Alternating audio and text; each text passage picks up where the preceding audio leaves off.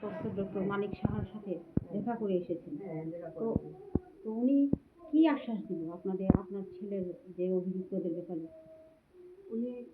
আমি ওনাকে বলেছি যে গত 4 মে আমার ছেলে রাহুল কিশোর ভোরের দিকে ফাঁসিতে আত্মহত্যা করেছে এবং মুখ্যমন্ত্রীর সঙ্গে আমি খোলাখুলি কী কারণে করেছে, কী হয়েছিল, দুপুরবেলা গণ্ডগোল হয়েছিল, রাতের বেলা আবার গণ্ডগোল হয়েছে, গালিগালাজ করেছে, মারধর করেছে, সমস্ত কিছু আমি মুখ্যমন্ত্রীর সঙ্গে শেয়ার করেছি। সব কিছু শুনে উনি আমাকে আশ্বাস দিয়েছেন, চিন্তা না করতে বলেছেন শুনে তো আর পাবেন না, তবে আপনাদের পাশে আমি 100% আছি, আমি সবসময় থাকবো এবং অপরাধীদের যথাযথ ব্যবস্থা আমি করবো, কঠোর শাস্তির ব্যবস্থা আমি করবো, অপরাধীদের যাতে ছাড়া না পায় সেইটা আমি দেখব।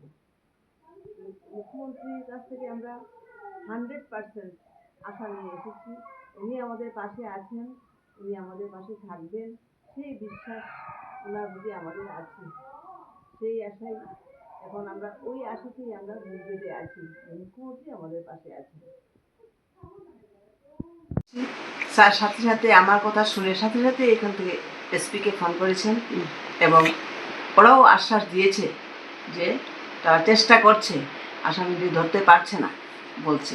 তখন মুখ্যমন্ত্রী আমাকে বলেছেন, আপনি নিশ্চিন্ত থাকুন, আমি যথাযথ ব্যবস্থা নিচ্ছি এবং অ্যারেস্ট হবেই, উপযুক্ত শাস্তি, কঠোর শাস্তি তাদেরকে দেওয়া হবে, সেই আশ্বাস মুখ্যমন্ত্রী আমাকে দিয়েছেন।